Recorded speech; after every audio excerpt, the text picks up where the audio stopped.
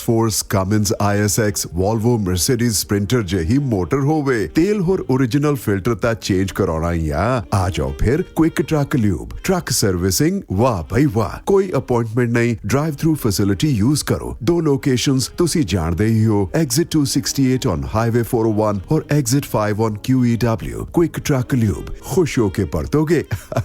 ਮੰਨ ਲਓ 519 622 0660 519622 0660 QTL, because we care. Quick Truck Lube।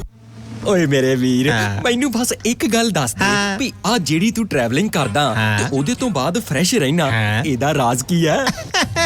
ਇਹਦਾ ਰਾਜ਼ ਹੈ Arlington fuel stop. Arlington fuel stop 1801 pioneer street highway exit 208 ਤੇ, ਜਿੱਥੇ ਤੁਹਾਨੂੰ ਫ੍ਰੀ ਕਾਫੀ, free fax service, free truck parking, ਰੋਟੀ, ਠੇਕਾ, ਲਾਂਡਰੀ, ਸ਼ਾਵਰ ਤੇ ਟਰੱਕਾਂ ਦਾ ਹੋਰ ਵੀ ਸਾਮਾਨ ਆਸਾਨੀ ਨਾਲ ਮਿਲੇਗਾ। ਹੁਣੇ ਕਾਲ ਕਰੋ 360 652 6066 ਯਾਨੀ 3606526066। ਇਹ ਦੋ ਲੋਕੇਸ਼ਨਾਂ ਤੋਂ ਸੇਵਾਵਾਂ ਪ੍ਰਦਾਨ ਕਰਦੇ ਨੇ। Second location Lost Hill travel center 14814 Elom street, Lost Hills. Phone number 661 797 2354। ਉਹ ਯਾਰ ਕੀ ਸੁਪਨੇ ਦੇਖੇ ਸੀ ਕੈਨੇਡਾ ਆਉਣ ਤੋਂ ਪਹਿਲਾਂ? ਉਹ ਸੁਪਨੇ ਪੂਰੇ ਕਰਨੇ ਆ ਤਾਂ ਡ੍ਰੀਮ ਲਾਈਨਰ ਐਕਸਪ੍ਰੈਸ ਵਾਲਿਆਂ ਨੂੰ ਕਾਲ ਕਰ। ਜੀ ਹਾਂ, ਡ੍ਰੀਮਲਾਈਨਰ express company Calgary, Alberta, Canada, ਜਿਨ੍ਹਾਂ ਨੂੰ ਸਾਫ਼ ਸੁਥਰੇ ਰਿਕਾਰਡ ਤੇ 2 ਸਾਲਾਂ ਤਜਰਬੇ ਵਾਲੇ ਡਰਾਈਵਰਸ ਦੀ ਲੋੜ ਹੈ। ਇਹਨਾਂ ਕੋਲ ਕੈਲਗਰੀ, ਅਲਬਰਟਾ ਤੋਂ ਕੈਲੀਫੋਰਨੀਆ ਤੇ ਐਰੀਜ਼ੋਨਾ ਦੇ ਸਿੱਧੇ ਰਨ ਹੈ। ਇਹਨਾਂ ਕੋਲ ਡਰਾਈ ਤੇ ਰੀਫਰ ਲੋਡ ਵੀ ਹੈ। ਹੋਮ ਰਿਟਰਨ ਵਿਦਿਨ 5 ਡੇਜ਼, ਬਾਈ ਵੀਕਲੀ ਤੇ ਚੰਗੀ ਤਨਖਾਹ ਦਿੰਦੇ ਆ। ਔਰ ਹਾਂ, ਸਿੰਗਲ ਤੇ ਟੀਮਸ ਦੋਨਾਂ ਨੂੰ ਹਾਇਰ ਕਰਦੇ ਨੇ। ਵਧੇਰੇ ਜਾਣਕਾਰੀ ਲਈ ਕਾਲ 403 404 9501 403 404 9501। ਡ੍ਰੀਮਲਾਈਨਰ express company, Calgary, Alberta, Canada. Bathinda ਦੀ ਗ੍ਰੀਨ ਸਿਟੀ ਦੀ ਅਪਾਰ ਸਫਲਤਾ ਤੋਂ ਬਾਅਦ ਹੁਣ ਪੇਸ਼ ਹੈ ਕਨ੍ਹਈਆਜ਼ ਗ੍ਰੀਨ ਸਿਟੀ, ਜਿੱਥੇ ਸਿਕਿਉਰਿਟੀ ਦੇ ਪੁਖਤਾ ਪ੍ਰਬੰਧ, ਖੁੱਲੀਆਂ ਸੜਕਾਂ, ਹਰਾ ਭਰਾ ਵਾਤਾਵਰਣ, ਬਿਜਲੀ ਦੀਆਂ ਅੰਡਰਗਰਾਉਂਡ ਤਾਰਾਂ ਅਤੇ ਖੂਬਸੂਰਤ ਫੁੱਲ ਪੌਦੇ। ਲੈਂਡਸਕੇਪਿੰਗ ਅਤੇ ਨਿਰਮਾਣ ਕਾਰਜ ਚੱਲ ਰਹੇ ਨੇ ਤੇਜ਼ੀ ਨਾਲ। ਇਸ ਤੋਂ ਪਹਿਲਾਂ ਕਿ ਸਾਰੇ ਪਲਾਟ ਬੁੱਕ ਹੋ ਜਾਣ, ਸੰਪਰਕ ਕਰੋ 855600 2064 ਅਤੇ 8556 02071। ਟਰੱਕਿੰਗ ਵਾਲੇ ਵੀਰੋ ਧਿਆਨ ਨਾਲ ਸੁਣੋ, ਟਰੱਕ ਜਿੱਦਾਂ ਦਾ ਵੀ ਚਲਾਉਨੇ ਹੋ, ਮੈਨੂਅਲ ਜਾਂ ਆਟੋਮੈਟਿਕ, ਕੁਇਕ ਟਰੱਕ ਲਿਊਬ ਚੇਤੇ ਆਹੀ ਨਾ ਰੱਖਿਓ। ਟਰੱਕ ਦੀ ਵਧੀਆ ਸਰਵਿਸ ਲਈ ਕੁਇਕ ਟਰੱਕ ਲਿਊਬ। ਲਓ ਜੀ, ਤੀਜੀ ਲੋਕੇਸ਼ਨ ਵੀ ਖੋਲਤੀ ਆ, ਐਗਜ਼ਿਟ 579 ਫਰਮ ਹਾਈਵੇ 401 ਇਨ ਨਾਪਨੀ। ਆਹੋ ਜੀ, ਕੋਈ ਅਪਾਇੰਟਮੈਂਟ ਨਹੀਂ, drive through facility. Exit 579 firm highway 401 in ਨਾਪਨੀ। Quick truck lube, the one stop shop. 519622 0660 ਜਾਂ quicktruckliube.com। QTL, because we care. Truck Lube। JB Truck Repair, Yuba City, Certified Cummins, Detroit Freightliner, Western Star, Volvo, Caterpillar ਅਤੇ Series 60 engines, international ਅਤੇ automatic ਟਰਾਂਸਮਿਸ਼ਨਸ। 5 ਸਾਲ ਦਾ ਫ੍ਰੇਟਲਾਈਨ dealership ਦਾ experience. ਇਹ engine, truck, trailer, AC, electrical, DPF, DEF repair ਕਰਦੇ ਹਨ। Transmission, rear and, brakes, oil change ਕਰ ਦਿੰਦੇ ਹਨ। Certified 90 ਡੇ DOT inspection ਅਤੇ certified annual federal DOT inspection ਕਰਦੇ ਹਨ। 100 ਮਾਈਲ ਦੇ ਰੇਡੀਅਸ ਵਿੱਚ ਰੋਡ ਅਸਿਸਟੈਂਸ 24/7। ਨਵੇਂ ਕਸਟਮਰਸ ਲਈ 10% ਡਿਸਕਾਊਂਟ। ਹਫਤੇ ਦੇ 7 ਦਿਨ ਸਵੇਰੇ 7 ਤੋਂ ਸ਼ਾਮੀ 7 ਵਜੇ ਤੱਕ ਖੁੱਲੇ ਰਹਿੰਦੇ ਹਨ। ਹੋਰ ਜਾਣਕਾਰੀ ਲਈ ਕਾਲ ਜਗਰੂਪ ਬੋਇਲ 916 696 0634 ਜਾਂ ਜਗਰਾਜ ਬਲ 530 339 15। Address 3894 rail road avenue, Yuba city. ਇੱਥੇ ਹੁਣ ਟਰੱਕਾਂ ਦੇ ਯੂਜ਼ਡ ਤੇ ਬ੍ਰਾਂਡ ਨਿਊ ਟਾਇਰ ਵੀ ਮਿਲਦੇ ਹਨ।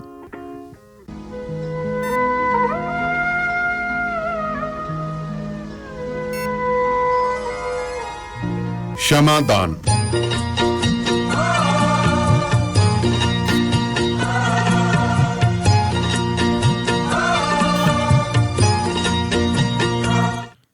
ਪਿਆਰੇ ਸਰੋਤਿਓ, ਇੱਕ ਵਾਰ ਫਿਰ ਤੋਂ ਤੁਹਾਡਾ ਸਵਾਗਤ ਹੈ ਪ੍ਰੋਗਰਾਮ ਸ਼ਮਾਦਾਨ ਦੇ ਵਿੱਚ। ਅਤੇ ਤੁਸੀਂ ਜੁੜ ਚੁੱਕੇ ਹੋ ਜਸਪ੍ਰੀਤ ਸਿੰਘ ਦੇ ਨਾਲ ਬਠਿੰਡਾ ਸਟੂਡੀਓ ਤੋਂ ਲਾਈਵ। ਅਤੇ ਅਸੀਂ ਗੱਲਬਾਤ ਕਰ ਰਹੇ ਹਾਂ ਜੀ ਲਗਾਤਾਰ ਕਰੋਨਾ ਮਹਾਂਮਾਰੀ ਨੂੰ ਲੈ ਕੇ, ਉਸ ਨਾਲ ਜੁੜੀਆਂ ਹੋਈਆਂ ਸਮੱਸਿਆਵਾਂ ਨੂੰ ਲੈ ਕੇ, ਹੋਰ ਬਿਮਾਰੀਆਂ ਨੂੰ ਲੈ ਕੇ ਅਤੇ ਉਸ ਦੇ ਨਾਲ ਨਾਲ ਉਸ ਦਾ ਇਲਾਜ ਤੇ ਖਾਸ ਕਰਕੇ ਸਾਡੇ ਸਮਾਜ ਸੇਵੀ ਸੰਸਥਾਵਾਂ ਵੱਲੋਂ, ਡਾਕਟਰਾਂ ਵੱਲੋਂ ਜੋ ਇਸ ਬਾਰੇ ਕੰਮਕਾਰ ਕੀਤੇ ਜਾ ਰਹੇ ਹਨ। ਸੋ ਇਸੇ ਬਾਰੇ ਅਸੀਂ ਅੱਜ ਗੱਲਬਾਤ ਕਰਾਂਗੇ ਜੀ।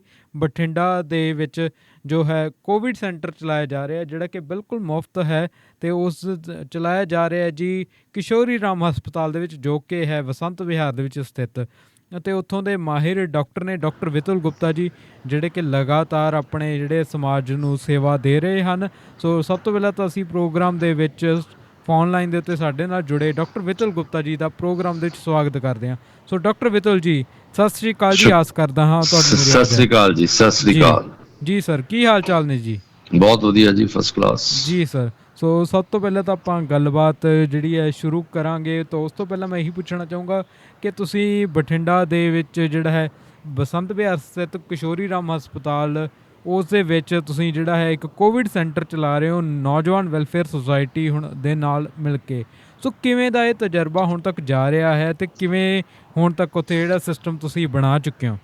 ਜੀ ਸਰ। ਤਜਰਬਾ ਤਾਂ ਇਸ ਤਰ੍ਹਾਂ ਜੀ, ਜਿਹੜੇ ਲੋਕ ਵਿਚਾਰੇ ਪਹਿਲਾਂ ਤੋਂ ਪ੍ਰਾਈਵੇਟ ਹਸਪੀਟਲ 'ਚ ਬਹੁਤ ਪੈਸੇ ਦੇ ਕੇ ਇਲਾਜ ਕਰਵਾ ਰਹੇ ਸੀ, ਵੱਖ-ਵੱਖ ਨਿਊਜ਼ ਚੈਨਲ ਤੇ ਵੀ ਤੇ ਮੀਡੀਆ 'ਚ ਵੀ ਕਿ ਐਕਸਪਲੋਇਟੇਸ਼ਨ ਹੋ ਰਹੀ ਹੈ, ਕਈ ਜਿਹੜੇ ਹਸਪਤਾਲ ਹੈ ਬਹੁਤ ਜ਼ਿਆਦਾ ਪੈਸੇ ਲੈ ਰਹੇ ਹੈ। ਤੋ ਉਦੋਂ ਸਾਨੂੰ ਖਿਆਲ ਆਇਆ ਕਿ ਅਸੀਂ ਵੀ ਕੁਛ ਮਾੜਾ ਮੋਟਾ ਸੁਸਾਇਟੀ ਵਾਸਤੇ ਉਪਰਾਲਾ ਕਰੀਏ। ਤਾਂ ਨੌਜਵਾਨ ਵੈਲਫੇਅਰ ਸੁਸਾਇਟੀ ਦੇ ਜਿਹੜੇ ਹੈਗੇ ਆ ਸੋਨੂ ਮਹੇਸ਼ਵਰੀ ਤੇ ਰੋਹਿਤ, ਉਹਨਾਂ ਨਾਲ ਗੱਲ ਕੀਤੀ।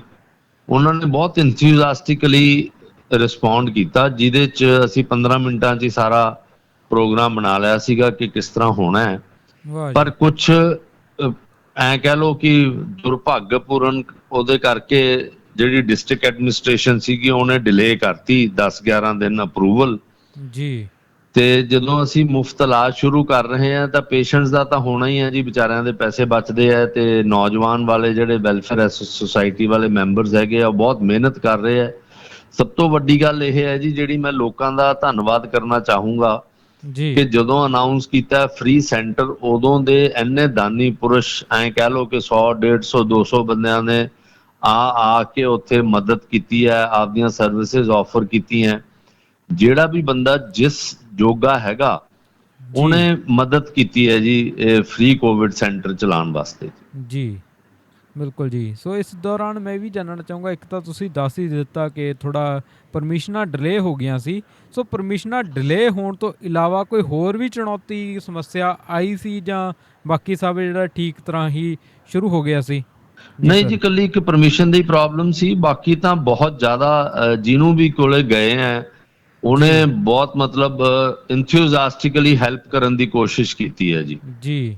ਸਾਰੇ ਬੰਦਿਆਂ ਨੇ, ਸਾਰੀਆਂ ਜਥੇਬੰਦੀਆਂ ਜਿਹੜੀਆਂ ਵੀ NGOs ਹੈਗੀਆਂ ਬਠਿੰਡੇ 'ਚ ਹੈਗੀਆਂ, 20-22 NGOs, ਸਭ ਦਾ ਬਹੁਤ ਸਹਿਯੋਗ ਮਿਲਿਆ ਹੈ ਇਹਨੂੰ ਮਤਲਬ ਚਲਾਉਣ ਦੇ ਵਿੱਚ। ਜੀ ਬਿਲਕੁਲ ਜੀ।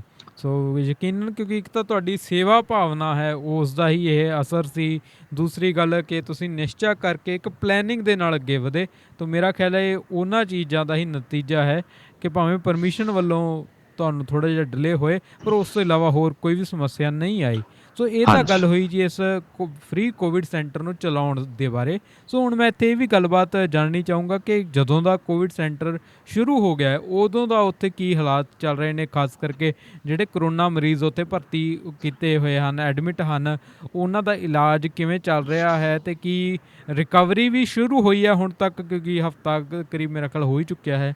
ਜੀ ਹਾਂਜੀ, ਹੁਣ ਤੋਂ ਰਿਕਵਰੀ ਸ਼ੁਰੂ ਹੋ ਗਈ ਹੈ ਜੀ। 3 ਪੇਸ਼ੈਂਟਸ ਨੂੰ ਅਸੀਂ 5 ਪੇਸ਼ੈਂਟਸ ਨੂੰ ਡਿਸਚਾਰਜ ਕਰ ਚੁੱਕੇ ਹਾਂ ਜੀ। ਬਹੁਤ ਵਧੀਆ। ਤੇ ਹਾਂਜੀ, ਅੱਛਾ ਹੁੰਗਾਰਾ ਤਾਂ ਮਿਲਣਾ ਹੀ ਸੀਗਾ ਜੀ, ਕਿਉਂਕਿ ਕੋਵਿਡ ਦੀ ਬਿਮਾਰੀ ਇੰਨੀ ਫੈਲੀ ਹੋਈ ਹੈ, ਇੰਨੀ ਨਾਮੁਰਾਦ ਬਿਮਾਰੀ ਹੈ, ਜਿਹਦੇ 'ਚ ਬਹੁਤ ਜ਼ਿਆਦਾ ਪੈਸੇ ਲੱਗ ਰਹੇ ਹੈ। ਕੋਈ ਵੀ ਫ੍ਰੀ ਸਿਸਟਮ ਜਦੋਂ ਸ਼ੁਰੂ ਹੁੰਦਾ ਹੈ ਤਾਂ ਨੈਚੁਰਲੀ ਥੋੜਾ ਰੁਝਾਨ ਹੁੰਦਾ ਹੈ ਲੋਕਾਂ ਦਾ ਕਿ ਉੱਥੋਂ ਕਰਾਇਆ ਜਾਵੇ ਜੀ। ਸੋ ਪੂਰੇ ਪਹਿਲਾਂ ਸਾਡੇ ਕੋਲੇ 10 ਬੈੱਡ ਦੀ ਸੀਗੀ ਅਪਰੂਵਲ, ਉਹ 10 ਬੈੱਡ ਭਰੇ ਹੋਏ ਸੀਗੇ। ਹੁਣ 20 ਬੈੱਡ ਦੀ ਅਪਰੂਵਲ ਮਿਲ ਗਈ ਹੋਈ ਹੈ ਜੀ। ਸੋ ਉਹਦੇ ਹਿਸਾਬ ਨਾਲ ਹੀ ਪੇਸ਼ੈਂਟਸ ਆ ਰਹੇ ਆ। ਪਰ ਰੱਬ ਦਾ ਸ਼ੁਕਰ ਹੈ ਕਿ ਹੁਣ 5-7 ਦਿਨਾਂ ਦਾ ਵੈਸੇ ਹੀ ਕੋਵਿਡ ਦੀ ਬਿਮਾਰੀ ਦੀ ਜਿਹੜੀ ਹੈਗੀ ਹੈ ਥੋੜਾ ਠੱਲ ਪਈ ਹੈ, ਘਟ ਰਹੇ ਆ ਕੇਸਿਸ ਜੀ। ਸੋ ਪਰ ਹਸਪੀਟਲ ਸਾਡੇ 1 ਜਾਂ 2 ਐਡਮਿਸ਼ਨਸ ਰੋਜ਼ ਹੋ ਰਹੀਆਂ ਜੀ। ਜੀ ਜੀ ਜੀ। ਸੋ ਅਸੀਂ ਵੀ ਇਹੀ ਆਸ ਕਰਾਂਗੇ ਕਿ ਕਰੋਨਾ ਮਹਾਮਾਰੀ ਦੇ ਉੱਤੇ ਜਿੰਨਾ ਵੀ ਇਸ ਠੱਲ ਪਵੇ ਉਨਾ ਹੀ ਸਾਡੇ ਸਾਰਿਆਂ ਲਈ ਚੰਗਾ ਹੈ। ਬਿਲਕੁਲ ਜੀ, ਬਿਲਕੁਲ ਬਿਲਕੁਲ ਜੀ ਇਸ ਦੌਰਾਨ ਮੈਂ ਇਹ ਵੀ ਗੱਲਬਾਤ ਕਰਨੀ ਚਾਹੂੰਗਾ ਕਿ ਸੋਸ਼ਲ ਮੀਡੀਆ ਦੇ ਰਾਹੀਂ ਅਸੀਂ ਬਹੁਤ ਕੁਝ ਦੇਖ ਰਹੇ ਹਾਂ, ਬਹੁਤ ਚੰਗੀਆਂ ਚੀਜ਼ਾਂ ਨੇ, ਪੋਜ਼ੀਟਿਵ ਫੋਟੋਆਂ ਨੇ ਉਹ ਵੀ ਸਾਨੂੰ ਦੇਖਣ ਨੂੰ ਮਿਲ ਰਹੀ ਹੈ, ਜਿਵੇਂ ਕਿ ਜਿਹੜੀ ਹੈ ਡਾਈਟ ਦਾ ਬਹੁਤ ਵਧੀਆ ਖਿਆਲ ਰੱਖਿਆ ਜਾ ਰਿਹਾ ਜੋ ਵੀ ਉੱਥੇ ਮਰੀਜ਼ ਐਡਮਿਟ ਕੀਤੇ ਹਨ।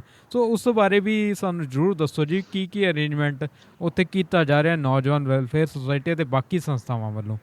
ਜੀ ਬਾਕੀ ਸੰਸਥਾਵਾਂ ਜੀ ਵੱਖ-ਵੱਖ ਕਿਸਮ ਦੀਆਂ ਸੰਸਥਾਵਾਂ ਆ ਕੇ ਜਿਹੜਾ ਫੂਡ ਬਾਰੇ ਹੈਗਾ, ਜਿਹੜੀ ਡਾਈਟ ਦਿੰਦੇ ਆ, ਜਿਵੇਂ ਕੰਫਰਟ ਇਨ ਵਾਲਿਆਂ ਨੇ, ਹੋਟਲ ਵਾਲਿਆਂ ਨੇ ਬੀੜਾ ਚੱਕਿਆ ਸੀਗਾ, ਜਿਹੜਾ ਬ੍ਰੈਕਫਾਸਟ, ਲੰਚ ਤੇ ਡਿਨਰ ਹੈਗਾ ਉਹਨਾਂ ਕੰਨਿਓ ਵਧੀਆ ਤਰੀਕੇ ਨਾਲ ਪੈਕ ਹੋ ਕੇ ਸਾਰੇ ਮਰੀਜ਼ਾਂ ਵਾਸਤੇ ਆਂਦਾ। ਜਿਹੜੇ ਸ਼ੂਗਰ ਦੇ ਮਰੀਜ਼ ਹੁੰਦੇ ਆ ਉਹਨਾਂ ਦੇ ਅਲੱਗ ਤੋਂ ਸ਼ੂਗਰ ਦੇ ਹਿਸਾਬ ਨਾਲ ਆਂਦਾ। ਬਾਕੀ ਜਥੇਬੰਦੀਆਂ ਕੰਨਿਓ ਜੀ ਕੋਈ ਘਾਟ ਨਹੀਂ ਹੈ, ਸੌਂਕਾਂ ਦੀ ਸਾਨੂੰ ਰੋਕਣਾ ਪੈਂਦਾ। ਜਿਵੇਂ ਚਾਹ ਦੀ ਸਰਵਿਸ ਸੀਗੀ, ਕਾੜੇ ਦੀ ਸੀਗੀ, ਹੁਣ ਜਿਵੇਂ ਸਾਡੇ ਕੋਲੇ 5-6 ਮਰੀਜ਼ ਸ਼ੂਗਰ ਦੇ ਆ ਜੀ, ਕਾੜਾ ਉਹਨਾਂ ਨੂੰ ਦੇਣਾ ਨਹੀਂ ਹੁੰਦਾ ਕਿਉਂਕਿ ਗੁੜ ਵਗੈਰਾ ਹੁੰਦਾ ਉਹਦੇ ਚ ਜੀ। ਸੋ ਉਸ ਕਿਸਮ ਨਾਲ ਫਲ ਹੈਗੇ ਹੈ, ਕੋਕੋਨਟ ਵਾਟਰ ਹੈ। ਤੁਸੀਂ ਇਮੈਜਿਨ ਨਹੀਂ ਕਰੋਗੇ ਜੀ ਕਿੰਨੇ ਬੰਦਿਆਂ ਨੂੰ ਸਾਨੂੰ ਮਨਾ ਕਰਨਾ ਪੈਂਦਾ ਕਿ ਹਜੇ ਤਾਂ ਚੱਲ ਰਿਹਾ ਜੀ, ਜਦੋਂ ਲੋੜ ਪਊਗੀ ਤਾਂ ਤੁਹਾਨੂੰ ਦੱਸਾਂਗੇ। ਸੋ ਡਾਈਟ ਬਾਰੇ ਜਿਹੜੇ ਮਰੀਜ਼ ਹੈਗੇ ਆ, ਮਰੀਜ਼ ਦੇ ਰਿਸ਼ਤੇਦਾਰ ਹੈਗੇ ਆ, ਉਹਨਾਂ ਨੂੰ ਕੋਈ ਘਾਟ ਨਹੀਂ ਆਉਣ ਦਿੱਤੀ ਜਾ ਰਹੀ ਜੀ ਇਹਦੇ ਬਾਰੇ। ਜੀ ਬਹੁਤ ਇਹ ਤਾਂ ਸੁਖਾਵੀਂ ਖਬਰ ਹੈ। ਹਾਂਜੀ ਬਿਲਕੁਲ ਜੀ, ਹਾਲਾਤ ਭਾਵੇਂ ਗੰਭੀਰ ਨੇ, ਸਮੱਸਿਆ ਭਾਵੇਂ ਗੰਭੀਰ ਹੈ, ਪਰ ਉਸ ਦੌਰਾਨ ਵੀ ਲੋਕਾਂ ਦੀ ਬਹੁਤ ਵੱਡੀ ਹੈਲਪ ਹੈ ਜੀ ਇਹ। ਬਿਲਕੁਲ ਜੀ ਹਾਂਜੀ ਜੀ ਬਿਲਕੁਲ ਜੀ। ਸੋ ਬਹੁਤ ਵਧੀਆ ਗੱਲਾਂ ਤੁਸੀਂ ਸਾਨੂੰ ਦੱਸ ਹੀ ਰਹੇ ਹੋ। ਤੋ ਇੱਥੇ ਮੈਂ ਡਾਕਟਰਸ ਦੇ ਬਾਰੇ ਵੀ ਗੱਲਬਾਤ ਕਰਨੀ ਚਾਹੂੰਗਾ, ਜਾਂ ਜੋ ਮੈਡੀਕਲ ਸਟਾਫ ਹੈ। ਸੋ ਕੁਝ ਸਟਾਫ ਤਾਂ ਤੁਹਾਡਾ ਮੇਰੇ ਖਿਆਲ ਆਪਣੇ ਹਸਪਤਾਲ ਦਾ ਹੀ ਹੋਏਗਾ।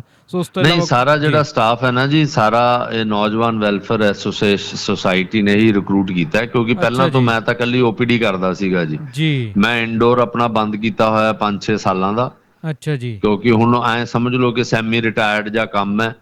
ਕੁਝ ਸਥਿਤੀ ਇਸ ਤਰ੍ਹਾਂ ਦੀਆਂ ਹੋ ਗਈਆਂ ਸੀਗੀਆਂ ਜਿਹੜੀਆਂ ਪ੍ਰੈਕਟਿਸ ਦੀਆਂ ਔਖਿਆਵੀਆਂ ਸਥਿਤੀਜ਼ ਹੋ ਗਈਆਂ ਸੀਗੀਆਂ ਜੀ, ਉਹਦੇ ਕਰਕੇ ਵੀ ਮੈਂ ਇਕੱਲੀ OPD ਪ੍ਰੈਕਟਿਸ ਹੀ ਕਰਦਾ ਸੀਗਾ। ਸੋ ਜਦੋਂ ਅਸੀਂ ਇਹ ਆਈਡੀਆ ਲਿੱਤਾ ਤਾਂ ਉਹਨਾਂ ਨੇ, ਨੌਜਵਾਨ ਵਾਲਿਆਂ ਨੇ 3 ਜਾਂ 4 ਡਾਕਟਰ ਹੈ ਸਾਡੇ ਕੋਲੇ ਜੀ, ਤੇ 8 ਸਟਾਫ ਨਰਸਿਸ ਹੈਗੀਆਂ, 5 ਵਾਰਡ ਬॉयਜ਼ ਤੇ ਇਹ ਹੈਗੇ ਆ ਸਫਾਈ ਕਰਮਚਾਰੀ ਹੈ।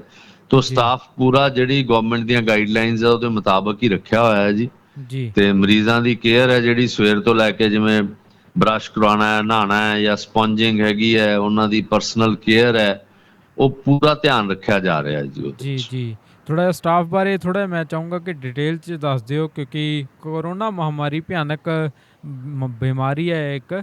ਸੋ ਉਸ ਦਾ ਇਲਾਜ ਕਰਨ ਦੇ ਲਈ ਵੀ ਇੱਕ ਮਾਹਿਰ ਡਾਕਟਰ ਹੀ ਚਾਹੀਦੇ ਨੇ। ਸੋ ਉਹਨਾਂ ਡਾਕਟਰ ਬਾਰੇ ਮੈਂ ਚਾਹੂੰਗਾ ਕਿ ਤੁਸੀਂ ਥੋੜਾ ਇਲੈਬੋਰੇਟ ਵੀ ਕਰ ਦਿਓ, ਥੋੜਾ ਹੋਰ ਜਾਣਕਾਰੀ। ਨਹੀਂ, ਉਹਦੇ 'ਚ ਇਸ ਤਰ੍ਹਾਂ ਜੀ, ਜਿਹੜੇ ਅਸੀਂ ਰੈਜ਼ੀਡੈਂਟ ਰੱਖੇ ਵੇ ਆ ਉਹਨਾਂ ਨੇ ਇਲਾਜ ਨਹੀਂ ਕਰਨਾ ਹੁੰਦਾ। ਉਹਨਾਂ ਨੇ ਤਾਂ ਜਦੋਂ ਮੈਂ ਦੇਖਦਾ ਪੇਸ਼ੈਂਟ ਨੂੰ, ਪੇਸ਼ੈਂਟ ਦਾ ਇਲਾਜ ਬਾਰੇ ਹੈ, ਉਹਨਾਂ ਦੇ ਟੈਸਟ ਬਾਰੇ ਹੈ, ਕੀ ਦਵਾਈਆਂ ਦੇਣੀਆਂ ਜੀ, ਉਹ ਮੈਂ ਹੀ ਦੱਸਣਾ ਹੁੰਦਾ ਜੀ ਉਹਨਾਂ ਨੂੰ। ਤੇ ਉਹਨਾਂ ਨੇ ਤਾਂ ਆਰਡਰਸ ਕੈਰੀ ਆਊਟ ਕਰਨੇ ਹੁੰਦੇ ਆ, ਕਿਉਂਕਿ ਇਹੀ ਕੰਮ ਹੁੰਦਾ ਜੂਨੀਅਰ ਸਟਾਫ ਦਾ ਜੀ। ਸੋ ਉਹ ਪੇਸ਼ੈਂਟ ਦੀ ਦੇਖ ਰੇਖ 24 ਘੰਟੇ ਉਹੀ ਕਰਦੇ ਆ।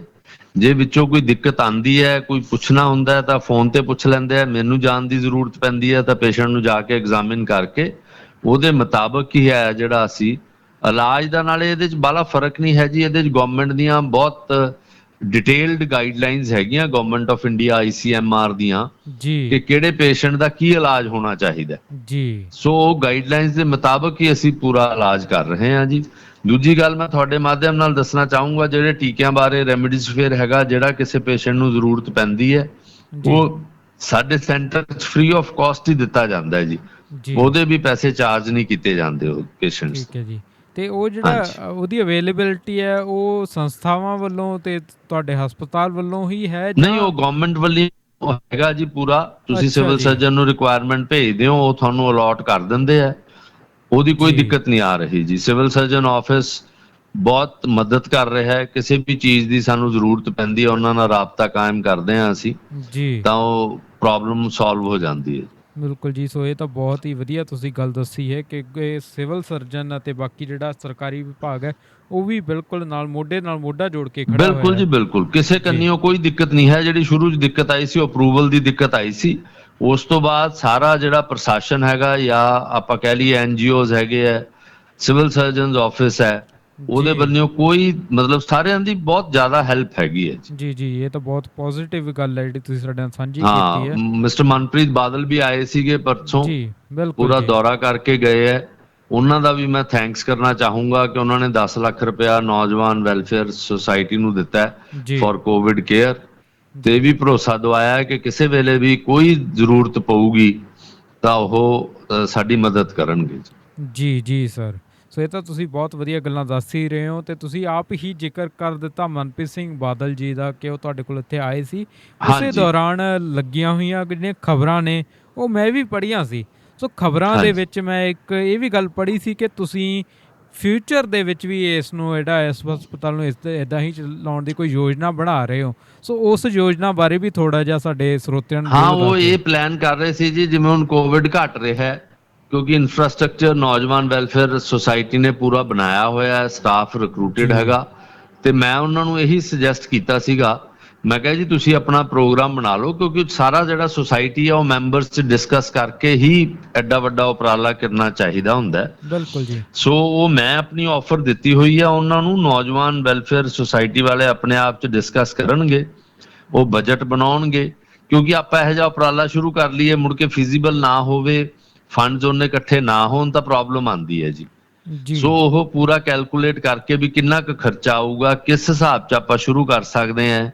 ਜਿਵੇਂ ਗੁੱਡਵਿਲ ਹਸਪੀਟਲ ਚੱਲ ਰਿਹਾ ਹੈ ਇੱਧਰ ਪਰਸਰਾਮ ਨਗਰ, ਉਸ ਕਿਸਮ ਦਾ ਥੋੜਾ ਮਤਲਬ ਚੈਰੀਟੇਬਲ ਬੇਸਿਸ ਤੇ ਕਰਨਾ ਹੈ, ਟੋਟਲੀ ਫ੍ਰੀ ਕਰਨਾ ਹੈ, ਉਹ ਸਾਰਾ ਨੌਜਵਾਨ ਵੈਲਫੇਅਰ ਸੁਸਾਇਟੀ ਆਪਣੇ ਮੈਂਬਰਸ ਨਾਲ ਆਪਣੀ ਕਮੇਟੀ 'ਚ ਡਿਸਕਸ ਕਰਨਗੇ ਤੇ ਫਿਰ ਮੈਨੂੰ ਦੱਸਣਗੇ ਵੀ ਕੀ ਉਹਨਾਂ ਦਾ ਪ੍ਰੋਗਰਾਮ ਹੈ ਜੀ। ਬਿਲਕੁਲ ਜੀ।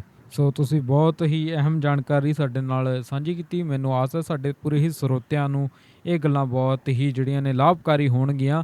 ਸੋ ਇੱਥੇ ਮੈਂ ਸਰੋਤਿਆਂ ਨੂੰ ਇੱਕ ਵਾਰ ਫਿਰ ਤੋਂ ਦੱਸ ਦੇਵਾਂ ਕਿ ਤੁਸੀਂ ਇਸ ਵਕਤ ਰੇਡੀਓ ਪੰਜਾਬ ਟੂਡੇ ਦੇ ਪ੍ਰੋਗਰਾਮ ਸ਼ਮਾਦਾਨ ਦੇ ਨਾਲ ਜੁੜੇ ਹੋਏ ਹੋ, ਅਤੇ ਪ੍ਰੋਗਰਾਮ ਦੇ ਵਿੱਚ ਇਸ ਹਿੱਸੇ ਦੇ ਵਿੱਚ ਅਸੀਂ ਗੱਲਬਾਤ ਕਰ ਰਹੇ ਹਾਂ ਇੱਕ ਮਾਹਿਰ ਡਾਕਟਰ ਵਿਤੁਲ ਗੁਪਤਾ ਜੀ ਨਾਲ, ਜਿਨ੍ਹਾਂ ਵੱਲੋਂ ਕਿਸ਼ੋਰੀ ਰਾਮ ਹਸਪਤਾਲ ਜਿਹੜਾ ਉਹਨਾਂ ਵੱਲੋਂ ਪਹਿਲਾਂ ਤੋਂ ਚਲਾਇਆ ਜਾ ਰਿਹਾ ਸੀ, ਉਸ ਨੂੰ ਨੌਜਵਾਨ ਵੈਲਫੇਅਰ ਸੁਸਾਇਟੀ ਦੇ ਨਾਲ ਮਿਲ ਕੇ ਇੱਕ ਮੁਫਤ ਕੋਵਿਡ ਸੈਂਟਰ ਦੇ ਵਿੱਚ ਤਬਦੀਲ ਕਰ ਦਿੱਤਾ ਗਿਆ, ਜਿਹੜੀ ਕਿ ਇਹ ਪਹਿਲ ਦਿੱਲੀ ਤੋਂ ਬਾਅਦ ਮੇਰਾ ਖਿਆਲ ਹੈ ਪੰਜਾਬ ਦੇ ਵਿੱਚ ਬਠਿੰਡਾ ਇਹ ਪਹਿਲਾ ਸੂਬਾ ਹੈ, ਪਹਿਲਾ ਸ਼ਹਿਰ ਹੈ ਜਿੱਥੇ ਸਾਨੂੰ ਐਡੀ ਪੋਜ਼ੀਟਿਵ ਤੇ ਐਡੀ ਚੰਗੀ ਖਬਰ ਮਿਲੀ ਇੱਕ ਬਹੁਤ ਹੀ ਮਹਾਮਾਰੀ ਦੇ ਦੌਰਾਨ, ਜਦੋਂ ਇੱਕ ਹਰ ਪਾਸੇ ਹਾਹਾਕਾਰ ਮਚਾਈ ਗਈ ਸੀ। ਸੋ ਤੁਸੀਂ ਆਪਣੇ ਕੋਵਿਡ ਸੈਂਟਰ ਬਾਰੇ ਤਾਂ ਬਹੁਤ ਵਧੀਆ ਗੱਲਾਂ ਬਾਤਾਂ ਕੀਤੀਆਂ ਹੀ ਹੈ, ਤੁਸੀਂ ਇੱਕ ਮਾਹਿਰ ਡਾਕਟਰ ਹੋ। ਸੋ ਹੁਣ ਅਸੀਂ ਥੋੜ੍ਹੀ ਜਿਹੀ ਮੈਡੀਕਲ ਜਿਹੜੀ ਹੈਗੀ ਹੈ ਦੁਨੀਆ ਹੈ ਉਸ ਪਾਸਿਓਂ ਕੁਝ ਸਵਾਲਾਤ ਤੁਹਾਡੇ ਨਾਲ ਕਰਨੇ ਚਾਹਾਂਗੇ, ਗੱਲਾਂ ਬਾਤਾਂ ਸਾਡੀਆਂ ਹੁਣ ਉਸ ਪਾਸੇ ਨੂੰ ਜਾਣਗੀਆਂ ਜੀ। ਸੋ ਅੱਗੇ ਮੈਂ ਹੁਣ ਜਿਹੜੀ ਗੱਲਬਾਤ ਕਰਨੀ ਚਾਹੂੰਗਾ ਜੀ ਉਹ ਹੈ ਫੰਗਸ ਦੀ ਪ੍ਰੋਬਲਮ ਜਿਹੜੀ ਆ ਰਹੀ ਹੈ। ਮੈਂ ਫੰਗਸ ਇਸ ਲਈ ਬੋਲਿਆ ਇਕੱਲਾ ਕਿਉਂਕਿ ਪਹਿਲਾਂ ਤਾਂ ਇਕੱਲੀ ਬਲੈਕ ਫੰਗਸ ਸੁਣਿਆ ਸੀ, ਪਰ ਉਸ ਤੋਂ ਬਾਅਦ ਹੁਣ ਵਾਈਟ ਫੰਗਸ ਅਤੇ ਫਿਰ ਯੈਲੋ ਫੰਗਸ ਵੀ ਆ ਗਿਆ। ਸੋ ਹੁਣ ਮੈਨੂੰ ਥੋੜ੍ਹਾ ਜਿਹਾ ਉਸ ਬਾਰੇ ਦੱਸੋ ਜੀ, ਇਹ ਫੰਗਸ ਕੀ ਹੁੰਦੀ ਹੈ ਅਤੇ ਕੀ ਇਹ ਸਾਰੀ ਸਮੱਸਿਆ ਹੈ ਜੀ। ਇਹ ਸ਼ੁਰੂ ਕਰਨ ਤੋਂ ਪਹਿਲਾਂ ਨਾ ਜੀ ਮੈਂ ਥੋੜਾ ਜਿਹਾ ਜਿਹੜੀ ਤੁਸੀਂ ਪਿਛਲੀ ਗੱਲ ਕਹੀ ਹੈ ਵੀ ਦਿੱਲੀ ਤੋਂ ਬਾਅਦ, ਇਹ ਨਾ ਜੀ ਸਾਰੀਆਂ ਜਿਹੜੇ ਉਪਰਾਲੇ ਹੈ ਨਾ ਜੀ, ਉਹ ਜਿਵੇਂ ਗੁਰਦੁਆਰਾ ਸਾਹਿਬ ਹੈਗੇ ਆ ਉਹਨਾਂ ਕੋਲ ਫੰਡਸ ਬਹੁਤ ਹੁੰਦੇ ਆ, ਉਹਨਾਂ ਦੇ ਥਰੂ ਫ੍ਰੀ ਕੋਵਿਡ ਸੈਂਟਰ ਕੀਤੇ ਗਏ ਸੀਗੇ ਜੀ। ਕਿਸੇ ਵੀ ਸੰਸਥਾ ਨੇ, ਜਿਵੇਂ ਛੋਟੀ ਸੰਸਥਾ ਹੈ ਜਾਂ ਕੋਈ ਹਸਪੀਟਲ ਨੂੰ ਕਨਵਰਸ਼ਨ ਦਾ, ਮੇਰੇ ਖਿਆਲ 'ਚ ਜੇ ਆਪਾਂ ਨਿਊਜ਼ ਨੂੰ ਸਕੈਨ ਕਰੀਏ ਤਾਂ ਪਹਿਲਾ ਹੀ ਉਪਰਾਲਾ ਹੈ ਹਿੰਦੁਸਤਾਨ 'ਚ ਜਿੱਥੇ ਇੱਕ ਸੰਸਥਾ ਨੇ ਹਸਪੀਟਲ 'ਚ ਕੀਤਾ, ਕਿਉਂਕਿ ਦੂਜੀਆਂ ਜਿਹੜੀਆਂ ਵੱਡੀਆਂ ਸੰਸਥਾਵਾਂ ਹੈਗੀਆਂ ਜਿਵੇਂ ਖਾਲਸਾ ਏਡ ਹੈ, ਗੁਰਦੁਆਰਾ ਸਾਹਿਬ ਹੈਗੇ ਹੈ ਜਾਂ ਗਵਰਨਮੈਂਟ ਦੀਆਂ ਪ੍ਰਮੋਟਡ ਸੰਸਥਾਵਾਂ ਹੈਗੀਆਂ, ਉਹ ਤਾਂ ਬਹੁਤ ਚਲਾ ਰਹੀਆਂ ਜੀ L2 ਲੈਵਲ ਦੇ ਸੈਂਟਰਸ, ਪਰ ਛੋਟੀ ਸੰਸਥਾ ਕਰਨੀ ਉਹ ਹਸਪੀਟਲ ਨੂੰ ਕਨਵਰਟ ਕਰਨਾ ਇਹ ਪਹਿਲਾ ਹੀ ਉਪਰਾਲਾ ਸੀਗਾ ਜੀ। ਤੇ ਹੁਣ ਆਪਾਂ ਜੇ ਫੰਗਸ ਤੇ ਆਨੇ ਆ ਤਾਂ ਫੰਗਸ ਨਾ ਜੀ ਇਹ ਕੋਈ ਨਵੀਂ ਚੀਜ਼ ਨਹੀਂ ਹੈ, ਇਹ ਸਾਰੀਆਂ ਬਿਮਾਰੀਆਂ ਪੁਰਾਣੀਆਂ ਪਹਿਲਾਂ ਵੀ ਐਗਜ਼ਿਸਟ ਕਰਦੀਆਂ ਸੀਗੀਆਂ ਜੀ, ਪਰ ਹੁਣ ਕਿਉਂ ਸੈਕੰਡ ਵੇਵ 'ਚ ਵੱਧ ਗਈਆਂ, ਕਿਉਂ ਪਹਿਲੀ ਵੇਵ 'ਚ ਨਹੀਂ ਆਈਆਂ, ਇਹ ਇੱਕ ਸ਼ੋਧ ਦਾ ਵਿਸ਼ਾ ਹੈ ਜੀ। ਇਹਦੇ ਤੇ ਰਿਸਰਚ ਕੀਤੀ ਜਾ ਰਹੀ ਹੈ ਜਿਹਦੇ 'ਚ ਵੱਖ-ਵੱਖ ਰੀਜ਼ਨਸ ਹੈਗੇ ਜਿਹੜੇ ਸਾਇੰਟਿਸਟ ਦੱਸ ਰਹੇ ਹੈ। ਜਿਵੇਂ ਸੈਂਪਲ ਲੈਣ ਤੋਂ, ਜਿਵੇਂ ਆਪਾਂ ਕੋਵਿਡ ਦਾ ਟੈਸਟ ਕਰਦੇ ਆ, ਨੱਕ 'ਚ ਬੱਤੀ ਪਾਉਂਦੇ ਆ, ਉੱਥੋਂ ਤੋਂ ਲੈ ਕੇ ਤੇ ਆਕਸੀਜਨ ਸਪਲਾਈ ਤੱਕ ਜੀ, ਉਹ ਕਿਹਾ ਜਾਂਦਾ ਹੈ ਕਿ ਜੀ ਇੰਡਸਟਰੀਅਲ ਆਕਸੀਜਨ ਜ਼ਿਆਦਾ ਦੇ ਰਹੇ ਹੈ, ਕੁਝ ਮੈਡੀਸਿਨਸ ਹੈਗੀਆਂ ਜਿਵੇਂ ਵਾਈਟਮਿਨਸ ਹੈਗੇ ਆ, ਜ਼ਿੰਕ ਹੈ, ਉਹ ਵੀ ਬੜਾਵਾ ਦੇ ਰਿਹਾ ਹੈ। ਅਨਹਾਈਜੀਨਿਕ ਹੈ, ਜਿਹੜੇ ਮਾਸਕ ਆਪਾਂ ਲਾ ਰਹੇ ਆ ਉਹ ਬਾਰੀ-ਬਾਰੀ ਉਹੀ ਯੂਜ਼ ਕਰ ਰਹੇ ਹੈ, ਜੀ ਸੋ ਕਈ ਧਾਰਨਾਵਾਂ ਹੈਗੀਆਂ ਜਿਹਦੇ ਕਰਕੇ ਇਹ ਦੇਖਿਆ ਗਿਆ ਹੈਗਾ ਕਿ ਇਹ ਜਿਹੜੀ ਬਲੈਕ ਫੰਗਸ ਹੈ, ਬਲੈਕ ਫੰਗਸ ਨੂੰ ਮਿਊਕਰੋਮਾਈਕੋਸਿਸ ਕਹਿੰਦੇ ਆ। ਹਾਂਜੀ ਹਾਂਜੀ ਸੋ ਜਿਹੜੀ ਵਾਈਟ ਫੰਗਸ ਆ ਉਹ ਕੈਂਡੀਡਾਈਸਿਸ ਕਹਿੰਦੇ ਆ। ਸੋ ਬਲੈਕ ਫੰਗਸ ਦਾ ਇਸ ਕਰਕੇ ਜ਼ਿਆਦਾ ਕਿਉਂਕਿ ਇਹਦਾ ਇਲਾਜ ਬਹੁਤ ਮਹਿੰਗਾ ਤੇ ਔਖਾ ਇਲਾਜ ਹੈ। ਇੱਕ ਵਾਰੀ ਹੋ ਜੇ ਤਾਂ ਇਹਨੂੰ ਸਾਫ਼ ਸਫਾਈ ਕਰਨੀ ਪੈਂਦੀ ਹੈ ਸਰਜਰੀ ਨਾਲ, ਤੇ ਮੈਡੀਸਨ ਹੈ ਜਿਹੜੀ ਲੰਬੇ ਤੌਰ ਤੇ ਚੱਲਦੀ ਹੈ।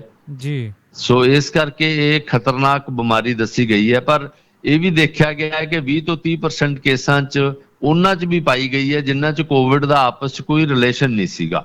ਜੀ ਬਿਲਕੁਲ, ਮੇਰਾ ਸੋ ਇਸ ਕਰਕੇ ਨਾ ਜੀ ਇਹ ਸ਼ੋਧ ਦਾ ਇੱਕ ਬਹੁਤ ਵੱਡਾ ਉਹ ਹੈ, ਸਾਇੰਟਿਸਟ ਲੱਗੇ ਹੋਏ ਹੋਣਗੇ, ਜਿਹੜੇ ਵੱਡੀਆਂ ਇੰਸਟੀਟਿਊਸ਼ਨਸ ਹੈਗੀਆਂ ਉਹ ਹੋਰ 2-4 ਮਹੀਨਿਆਂ 'ਚ ਆਪਾਂ ਨੂੰ ਰੀਜ਼ਨ ਦੱਸਣਗੀਆਂ ਕਿ ਕਿਉਂ ਇਹ ਜ਼ਿਆਦਾ ਫੈਲੀ ਹੈ, ਕੀ ਇਹਦਾ ਕਰੋਨਾ ਨਾਲ ਤਾਲੁਕ ਹੈ ਜਾਂ ਸਟੀਰੋਇਡਸ ਨਾਲ ਤਾਲੁਕ ਹੈ ਜਾਂ ਕੋਈ ਹੋਰ ਕਾਰਨ ਹੈਗੇ ਜਿਹੜੇ ਇਹਨੂੰ ਵਧਾਵਾ ਦੇ ਰਹੇ ਆ। ਜੀ ਸਰ ਬਿਲਕੁਲ ਜੀ। ਇੱਥੇ ਮੈਂ ਥੋੜਾ ਜਿਹਾ ਨਾ ਵੀ ਸੌਖੇ ਭਾਸ਼ਾ ਦੇ ਵਿੱਚ ਵੀ ਪੁੱਛਣਾ ਚਾਹੂੰਗਾ ਕਿ ਇੱਕ ਆਮ ਸਧਾਰਨ ਵਿਅਕਤੀ ਹੈ ਜਿਹਨੂੰ ਮੈਡੀਕਲ ਸਮਝ ਨਹੀਂ ਹੈ ਜ਼ਿਆਦਾ, ਜੇ ਉਹਨੂੰ ਆਪਾਂ ਐਕਸਪਲੇਨ ਕਰਨਾ ਹੋਵੇ ਵੀ ਇਹ ਬਲੈਕ ਫੰਗਸ ਵਾਈਟ ਫੰਗਸ ਕੀ ਹੈ, ਤਾਂ ਉਹਨੂੰ ਆਪਾਂ ਸੌਖੇ ਸ਼ਬਦਾਂ ਦੇ ਵਿੱਚ ਕੀ ਚੀਜ਼ ਕਹਿ ਸਕਦੇ ਹਾਂ? ਜੀ ਸੌਖੇ ਸ਼ਬਦਾਂ ਜਿਹੜੀ ਫੰਗਸ ਹੈ ਜੀ ਉੱਲੀ ਹੈ। ਜਿਵੇਂ ਆਪਾਂ ਡਬਲ ਰੋਟੀ ਰੱਖ ਦਈਏ ਸਿੱਲ 'ਚ ਹੋਵੇ ਤਾਂ ਉੱਲੀ ਲੱਗ ਜਾਂਦੀ ਹੈ ਜੀ। ਇਹ ਨਾ ਜੀ ਹਵਾ 'ਚ ਹੀ ਤੁਰੇ ਫਿਰਦੇ ਆ, ਇਹਦੇ ਸਪੋਰਸ ਆ ਜਿਹੜੇ ਸਾਡੇ ਅੰਦਰ ਵੀ ਹੁੰਦੇ ਆ। ਸੋ ਉਹ ਕੋਈ ਮੌਕਾ ਮਿਲਣ ਤੇ ਜਦੋਂ ਆਪਣੀ ਬਾਡੀ ਦੀ ਇਮਿਊਨਿਟੀ ਘੱਟ ਹੁੰਦੀ ਹੈ ਕਿਸੇ ਵੀ ਕਾਰਨ, ਕੋਈ ਦਵਾਈਆਂ ਕਾਰਨ ਹੈ, ਕੋਈ ਬਿਮਾਰੀ ਕਾਰਨ ਹੈ, ਉਹ ਜਿਹੜੀ ਫੰਗਸ ਹੈਗੀ ਹੈ ਉਹ ਉੱਥੇ ਗਰੋ ਕਰ ਜਾਂਦੀ ਹੈ। ਅੱਛਾ ਜੀ। ਸੋ ਇਹ ਹਵਾ 'ਚ ਹੀ ਹੈ, ਸਾਡੇ ਅੰਦਰ ਵੀ ਹੈਗੀ ਹੈ, ਮੌਕਾ ਭਾਲਦੀ ਹੈ। ਜਦੋਂ ਬੰਦੇ ਦੀ ਕਮਜ਼ੋਰੀ ਆਉਂਦੀ ਹੈ, ਇਮਿਊਨ ਸਿਸਟਮ ਕਮਜ਼ੋਰ ਹੁੰਦਾ ਹੈ, ਉਦੋਂ ਇਹ ਗਰੋ ਕਰ ਜਾਂਦੀ ਹੈ ਜੀ। ਸੋ ਉਹਦੇ 'ਚ ਅਲੱਗ-ਅਲੱਗ ਕਿਸਮ ਦੀ ਹੈ। ਜਿਵੇਂ ਬਲੈਕ ਫੰਗਸ ਆਮ ਤੌਰ ਤੇ ਬਲੈਕ ਫੰਗਸ ਮਿਸਨੋਮਰ ਹੈ, ਬਲੈਕ ਉਹ ਨਹੀਂ ਹੁੰਦੀ। ਇਹ ਜਿੱਥੇ ਉਗਦੀ ਹੈ, ਜਿੱਥੇ ਇਹ ਅਟੈਕ ਕਰਦੀ ਹੈ, ਉੱਥੋਂ ਦਾ ਜਿਹੜਾ ਟਿਸ਼ੂ ਆ ਉਹ ਮਰ ਜਾਂਦਾ ਹੈ। ਡੈਡ ਟਿਸ਼ੂ ਨੂੰ ਜਿਹੜੀ ਹੈਗੀ ਹੈ ਅਪੀਅਰੈਂਸ ਕਾਲੇ ਰੰਗ ਦੀ ਅਪੀਅਰੈਂਸ ਹੁੰਦੀ ਹੈ, ਤਾਂ ਇਹਨੂੰ ਬਲੈਕ ਫੰਗਸ ਕਹਿ ਦਿੰਦੇ ਆ ਜੀ। ਸੋ ਇਹ ਆਮ ਤੌਰ ਤੇ ਅਪਰ ਨੇਜ਼ਲ ਨੱਕ 'ਚ ਅੱਖਾਂ 'ਚ ਜਾ ਸਕਦੀ ਹੈ, ਲੰਗਸ ਹੋ ਸਕਦੀ ਹੈ, ਇੰਟੈਸਟਾਈਨਸ ਹੋ ਸਕਦੀ ਹੈ, ਵੱਖ-ਵੱਖ ਜਿਹੜੇ ਆਰਗਨਸ ਹੈਗੇ ਉਹ ਅਫੈਕਟ ਕਰਦੀ ਹੈ ਜੀ ਇਹ। ਜੀ ਹਾਂਜੀ ਜੀ। ਤੇ ਇਹ ਜਿਹੜੇ ਵਾਈਟ ਫੰਗਸ ਤੇ ਯੈਲੋ ਫੰਗਸ, ਇਹ ਬਲੈਕ ਫੰਗਸ, ਇਹ ਵੈਸੇ ਨਾਮ ਦਿੱਤੇ ਹੋਏ ਹੈ ਜੀ ਸਾਰੇ ਵਾਈਟ ਫੰਗਸ ਕਿਉਂਕਿ ਕੈਨੇਡਾ ਹੈਗਾ ਉਹ ਅਪੀਅਰੈਂਸ ਐਂ ਲੱਗਦੀ ਹੈ ਜਿਵੇਂ ਚਿੱਟੇ-ਚਿੱਟੇ ਹੈਗੇ ਆ, ਦਹੀਂ ਜੀ ਜੰਮੀ ਵੀ ਹੈ। ਅੱਛਾ ਜੀ। ਤਾਂ ਕਰਕੇ ਉਹਨੂੰ ਵਾਈਟ ਫੰਗਸ ਕਹਿ ਦਿੰਦੇ। ਐਸਪਰਜਲੋਸਿਸ ਨੂੰ ਪਿੰਕ ਫੰਗਸ, ਮਤਲਬ ਇਹਦੇ 'ਚ ਜਾਣਾ ਨਹੀਂ ਚਾਹੀਦਾ। ਜਿਹੜੇ ਅਦਰਵਾਈਜ਼ ਹੈਗੇ ਉਹ ਟੈਕਨੀਕਲ ਨਾਮ ਨਾਲ ਹੀ ਕਰਨਾ ਚਾਹੀਦਾ ਕਿਉਂਕਿ ਇਹਦੇ 'ਚ ਫਿਰ ਵਹਿਮ ਬਹੁਤ ਵੱਧ ਜਾਂਦੇ ਆ ਜੀ ਬੰਦੇ ਦੇ। ਜੀ ਬਿਲਕੁਲ ਜੀ, ਬਿਲਕੁਲ ਜੀ। ਹਾਂਜੀ। ਸੋ ਮੋਟੇ ਤੌਰ ਉੱਤੇ ਆਪਾਂ ਕਹੀਏ ਤਾਂ ਇੱਕ ਫੰਗਸ ਦੀ ਹੀ ਪ੍ਰੋਬਲਮ ਹੈ, ਰੰਗ ਉਹਦੇ ਇੱਧਰ ਉੱਧਰ ਹੋ ਸਕਦੇ ਆ, ਪਰ ਇਲਾਜ ਵੀ ਇਹਨਾਂ ਦਾ ਮੇਰਾ ਖਿਆਲ ਫਿਰ ਸੇਮ ਹੀ ਹੁੰਦਾ ਹੋਏਗਾ ਜ਼ਿਆਦਾਤਰ। ਹਾਂਜੀ, ਇਹ ਰੂਟੀਨ ਲਾਈਫ 'ਚ ਵੀ ਅਸੀਂ ਦੇਖਦੇ ਹਾਂ। ਜਿਵੇਂ ਜਿਹੜੀ ਬਲੈਕ ਫੰਗਸ ਆ ਥੋੜੀ ਰੇਅਰ ਕੰਡੀਸ਼ਨ ਹੈ, ਕੈਂਡੀਡਾਈਸਿਸ ਤਾਂ ਕਾਫੀ ਕਾਮਨ ਕੰਡੀਸ਼ਨ ਹੈਗੀ ਹੈ ਤੇ ਆਮ ਜਿਹੜੀਆਂ ਦਵਾਈਆਂ ਹੁੰਦੀਆਂ ਫਿਕੋਨਾਜ਼ੋਲ ਵਗੈਰਾ ਉਹਦੇ ਨਾਲ ਟ੍ਰੀਟ ਵੀ ਹੋ ਜਾਂਦੀ ਹੈ। ਪਰ ਇਹ ਕੋਈ ਇਸ ਤਰ੍ਹਾਂ ਦੀ ਚੀਜ਼ ਨਹੀਂ ਹੈ ਕਿ ਨਵੀਂ ਚੀਜ਼ ਆਈ ਹੈ। ਇਹ ਡੈਫੀਨੇਟਲੀ ਪਹਿਲਾਂ ਉਹਨੇ ਕੇਸਿਸ ਨਹੀਂ ਹੁੰਦੇ ਸੀ ਜਿੰਨੇ ਹੁਣ ਕੋਵਿਡ ਦੀ ਸੈਕੰਡ ਵੇਵ 'ਚ ਆਏ ਹੈ ਜੀ। ਸੋ ਇਸੇ ਕਰਕੇ ਮੈਂ ਕਹਿਣਾ ਚਾਹੂੰਗਾ ਕਿ ਆਪਣੇ ਜਿਹੜੇ ਸਾਇੰਟਿਸਟ ਆ ਉਹ ਲੱਗੇ ਹੋਣਗੇ ਰੀਜ਼ਨ ਭਾਲਣ ਲੱਗੇ ਵੀ ਹੁਣ ਕਿਉਂ ਵਧੀ ਹੈ। ਬਿਲਕੁਲ ਜੀ, ਬਿਲਕੁਲ। ਹਾਂਜੀ। ਸੋ ਇੱਥੇ ਮੈਂ ਇਹ ਵੀ ਪੁੱਛਣਾ ਚਾਹੂੰਗਾ, ਜਿਵੇਂ ਤੁਸੀਂ ਦੱਸਿਆ ਹੀ ਨਾ ਕਿ ਨਵੀਂ ਚੀਜ਼ ਤਾਂ ਇਹ ਨਹੀਂ ਹੈ, ਪਰ ਮੇਰੇ ਵਰਗੇ ਬਹੁਤ ਸਾਰੇ ਹੈਗੇ ਨੇ, ਭਾਵੇਂ ਅਸੀਂ ਪੱਤਰਕਾਰੀ ਹੀ ਕਰ ਰਹੇ ਹਾਂ, ਪਰ ਫਿਰ ਵੀ ਸਾਡੇ ਲਈ ਇੱਕ ਨਵੀਂ ਚੀਜ਼ ਹੀ ਬਣ ਗਿਆ ਕਿਉਂਕਿ ਪਹਿਲਾਂ ਕਦੇ ਸੁਣਿਆ ਹੀ ਨਹੀਂ ਸੀ। ਸੋ ਤੁਸੀਂ ਬਤੌਰ ਡਾਕਟਰ ਇੰਨੇ ਸਾਲਾਂ ਤੋਂ ਵਿਚਰ ਰਹੇ ਹੋ, ਸੋ ਇਸ ਦੌਰਾਨ ਬਠਿੰਡੇ ਦੀ ਜੇ ਆਪਾਂ ਗੱਲ ਕਰੀਏ ਜਾਂ ਬਾਕੀ ਆਲੇ ਦੁਆਲੇ ਦੇ ਇਲਾਕੇ ਦੀ ਗੱਲ ਕਰੀਏ ਤਾਂ ਕਿੰਨੇ ਕੁ ਕੇਸ ਆਪਾਂ ਨੂੰ ਪਹਿਲਾਂ ਦੇਖਣ ਨੂੰ ਜਾਂ ਸੁਣਨ ਨੂੰ ਮਿਲ ਜਾਂਦੇ ਸੀਗੇ? ਜੀ ਨਹੀਂ, ਕੈਂਡੀਡਾਈਸਿਸ ਦਾ ਤਾਂ ਕੇਸਿਸ ਸਾਡੀ ਰੂਟੀਨ ਓਪੀਡੀ 'ਚ ਮਹੀਨੇ 2 ਮਹੀਨੇ 'ਚ 1-2 ਕੇਸਿਸ ਆ ਜਾਂਦੇ ਆ ਜੀ। ਡਿਪੈਂਡ ਕਰਦਾ ਕਿ ਘੱਟ ਹੈ ਕਿ ਵੱਧ ਹੈਗੇ ਆ ਜੀ। ਮਿਊਕੋਰਮਾਈਕੋਸਿਸ ਦੇ ਬਹੁਤ ਘੱਟ ਹੁੰਦੇ ਆ ਜਿੱਥੇ ਆਰਗਨ ਟ੍ਰਾਂਸਪਲਾਂਟ ਹੈ, ਇਮਿਊਨੋਸਪ੍ਰੈਸਿਵ ਹੈ, ਕਿਸੇ ਨੂੰ ਕੈਂਸਰ ਦੀ ਤਕਲੀਫ ਹੈ ਜੀ। ਸੋ ਸਾਲ 2 ਸਾਲ 'ਚ ਇੱਕ ਅੱਧਾ ਕੇਸ ਇਸ ਤਰ੍ਹਾਂ ਦੇਖਣ ਨੂੰ ਮਿਲਦਾ। ਡਿਪੈਂਡ ਕਰਦਾ ਜੀ ਇੰਸਟੀਚਿਊਟ ਤੇ। ਜਿਵੇਂ ਜਿਹੜੇ ਕੈਂਸਰ ਹਸਪੀਟਲਸ ਦੇ ਡਾਕਟਰ ਕੰਮ ਕਰਦੇ ਆ ਉਹਨਾਂ ਨੂੰ ਜ਼ਿਆਦਾ ਇਹ ਦੇਖਣ ਨੂੰ ਮਿਲਦੀ ਹੈ ਬਿਮਾਰੀ ਜੀ। ਜਿਹੜੇ ਅਸੀਂ ਨਾਰਮਲ ਓਪੀਡੀ ਕਰਦੇ ਆ ਉਹਨਾਂ ਨੂੰ ਘੱਟ ਦੇਖਣ ਨੂੰ ਮਿਲਦੀ ਆ ਬਿਮਾਰੀ। ਪਰ ਬਿਮਾਰੀ ਤਾਂ ਹੈਗੀ ਹੈ, ਪਰ ਉਨੀ ਜ਼ਿਆਦਾ ਨਹੀਂ ਸੀਗੀ ਜਿੰਨੀ ਹੁਣ ਸੈਕੰਡ ਵੇਵ 'ਚ ਆਪਣੇ ਕਰੋਨਾ ਦੇ ਵਿੱਚ ਇਹ ਅਪੀਅਰ ਹੋਈ ਹੈ ਜੀ। ਠੀਕ ਹੈ ਜੀ। ਜੀ ਬਹੁਤ ਹੀ ਤੁਸੀਂ ਇਹ ਤਾਂ ਕੰਮ ਦੀਆਂ ਗੱਲਾਂ ਸਾਨੂੰ ਦੱਸ ਹੀ ਰਹੇ ਹੋ ਜੀ। ਤੇ ਅੱਗੇ ਲਈ ਗੱਲ ਮੈਂ ਪੁੱਛਣੀ ਚਾਹੂੰਗਾ ਕਿ ਕਰੋਨਾ ਮਹਾਮਾਰੀ ਦੀ ਜਿਹੜੀ ਤੀਸਰੀ ਲਹਿਰ ਦਾ ਵੀ ਜ਼ਿਕਰ ਆ ਰਿਹਾ ਹੈ, ਤੋ ਦੂਸਰੀ ਲਹਿਰ ਦੇ ਵਿੱਚ ਸਾਨੂੰ ਇੱਕ ਐਡੀਸ਼ਨਲ ਸਮੱਸਿਆ ਇਹ ਫੰਗਸ ਦੇ ਰੂਪ ਦੇ ਵਿੱਚ ਆ ਗਈ। ਸੋ ਤੁਸੀਂ ਬਤੌਰ ਡਾਕਟਰ, ਕਿਉਂਕਿ ਤੁਹਾਡੀ ਪੜ੍ਹਾਈ ਵੀ ਬਹੁਤ ਹੈ, ਤੁਹਾਡੇ ਰਿਲੇਸ਼ਨਸ ਵੀ ਬਹੁਤ ਵਧੀਆ ਹੋਣਗੇ, ਬਾਕੀ ਡਾਕਟਰਾਂ ਤੋਂ ਵੀ ਤੁਸੀਂ ਜਿਹੜੇ ਜਾਣਕਾਰੀਆਂ ਤੁਹਾਡੇ ਤੱਕ ਪਹੁੰਚਦੀਆਂ ਹੋਣਗੀਆਂ। ਸੋ ਕਰੋਨਾ ਮਹਾਂਮਾਰੀ ਦੀ ਤੀਸਰੀ ਲਹਿਰ ਦੇ ਬਾਰੇ ਵੀ ਥੋੜ੍ਹਾ ਬਹੁਤਾ ਦੱਸ ਦਿਓ ਜੀ, ਕਿ ਕੀ ਅੱਗੇ ਭਵਿੱਖ ਦੇ ਵਿੱਚ ਇੱਦਾਂ ਦਾ ਕੁਛ ਸਾਨੂੰ ਸੁਣਨ ਨੂੰ ਮਿਲ ਸਕਦਾ ਹੈ, ਕੀ ਹੋ ਸਕਦਾ ਹੈ ਜੀ? ਨਹੀਂ, ਇਹ ਤਾਂ ਜੀ ਭਵਿੱਖਬਾਣੀ ਸਾਇੰਟਿਸਟ ਨੇ ਕੀਤੀ ਹੋਈ ਹੈ। ਦੇਖੋ, ਆਪਾਂ ਸਾਰੇ ਕੰਟਰੀਜ਼ ਦੇਖੇ, ਹੁਣ ਜਾਪਾਨ ਦੀ ਆ ਰਹੀ ਹੈ ਗੱਲ ਕਿ ਜੀ ਚੌਥੀ ਵੇਵ ਆ ਰਹੀ ਹੈ ਜੀ। ਸੋ ਬੇਸਿਕਲੀ ਵੇਵ ਕੀ ਚੀਜ਼ ਹੈ? ਅਸੀਂ ਕਰੋਨਾ ਮਹਾਮਾਰੀ ਨੂੰ ਹੁਣ ਲੋਕੀ ਕਹਿਣ ਲੱਗ ਜਾਣਗੇ, ਸਰਕਾਰਾਂ ਕਹਿਣ ਲੱਗ ਜਾਣਗੀਆਂ ਜੀ ਇਹ ਤਾਂ ਜੀ ਜਿੱਤ ਪ੍ਰਾਪਤ ਕਰ ਲਈ, ਦੇਖੋ ਜੀ ਕਰੋਨਾ ਦੇ ਘਟ ਗਏ। ਤੋ ਬੇਸਿਕਲੀ ਉਹ ਚੀਜ਼ ਨਹੀਂ ਹੈ। ਕਰੋਨਾ ਆਪਣੇ ਆਪ ਹੀ ਵੱਧ ਗਿਆ, ਆਪਣੇ ਆਪ ਹੀ ਚਲਾ ਗਿਆ, ਤੇ ਆਪਾਂ ਐਵੇਂ ਜਸ਼ਨ ਮਨਾਈ ਜਾ ਰਹੇ ਹਾਂ। ਆਪਾਂ ਕੀਤਾ ਕੁਛ ਨਹੀਂ ਉਹਨੂੰ ਕੰਟਰੋਲ ਕਰਨ ਵਾਸਤੇ।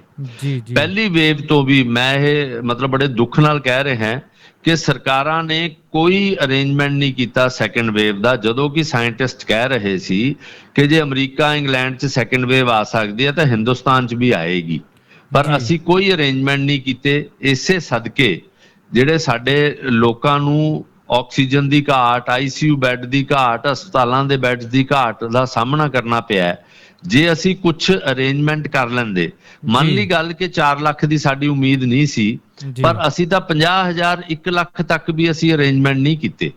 ਸੋ ਸਾਡੀਆਂ ਸਰਕਾਰਾਂ ਨੂੰ ਹੁਣ ਇਹ ਚਾਹੀਦਾ ਹੈ ਕਿ ਤੁਸੀਂ ਹਸਪੀਟਲਸ, ਜਿਹੜੇ ਪਬਲਿਕ ਕੇਅਰ ਹਸਪੀਟਲਸ ਹੈਗੇ ਆ, ਕਿਉਂਕਿ ਪ੍ਰਾਈਵੇਟਾਂ ਤੇ ਫਿਰ ਇਲਜ਼ਾਮ ਲੱਗਦਾ ਹੈ ਕਿ ਜੀ ਉਹਨਾਂ ਨੇ ਪੈਸੇ ਵੱਧ ਲੈ ਲਏ, ਐਕਸਪਲੋਇਟੇਸ਼ਨ ਹੋ ਗਈ, ਮਜਬੂਰੀ ਦਾ ਫਾਇਦਾ ਉਠਾ ਰਹੇ ਹੈ। ਪਰ ਦੂਜੇ ਪਾਸੇ ਸੋਚਿਆ ਜਾਵੇ, ਜੇ ਪ੍ਰਾਈਵੇਟ ਹਸਪਤਾਲਾਂ 'ਚ ਅਰੇਂਜਮੈਂਟ ਨਾ ਹੁੰਦਾ ਤਾਂ ਲੋਕ ਕੀ ਕਰਦੇ?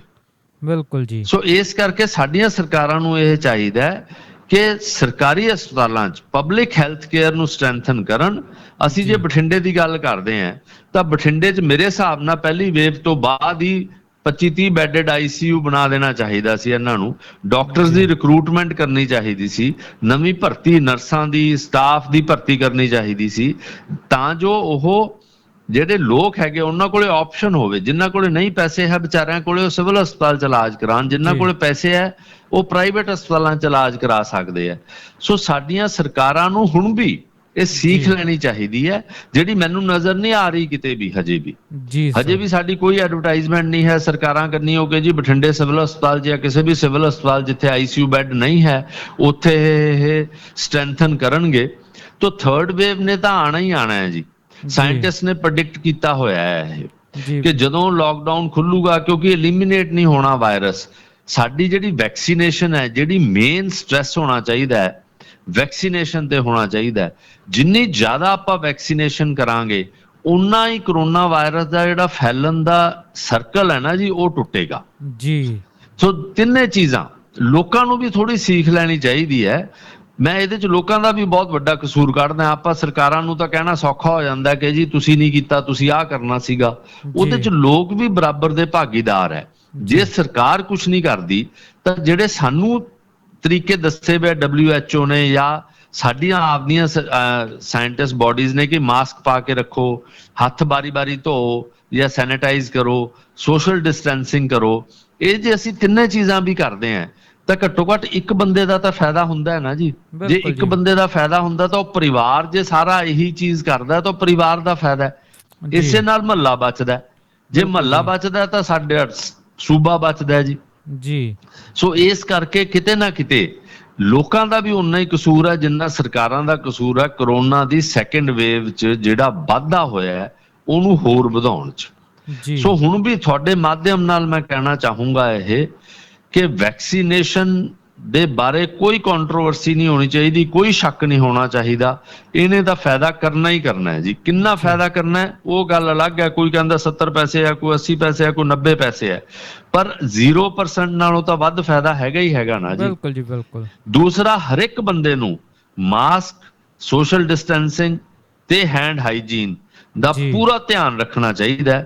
ਸੋ ਇਹ ਜੇ 4 ਉਪਰਾਲੇ ਆਪਾਂ ਕਰਦੇ ਹਾਂ ਤਾਂ ਹੀ ਆਪਾਂ ਆਪਣੀ ਜਿਹੜੀ ਥਰਡ ਵੇਵ ਆਪਣੀ ਪ੍ਰੈਡਿਕਟਡ ਹੈ, ਜੇ ਆਊਗੀ ਵੀ ਤਾਂ ਉਹਦੇ 'ਚ ਆਪਾਂ ਠੱਲ ਪਾ ਸਕਦੇ ਹਾਂ ਜੀ। ਬਿਲਕੁਲ ਜੀ ਜੀ। ਸੋ ਇਹ ਤਾਂ ਆਪਣੇ ਮੈਡੀਕਲ ਖੇਤਰ ਬਾਰੇ ਬਹੁਤ ਇੰਪੋਰਟੈਂਟ ਕੁਐਸਚਨ ਸੀ।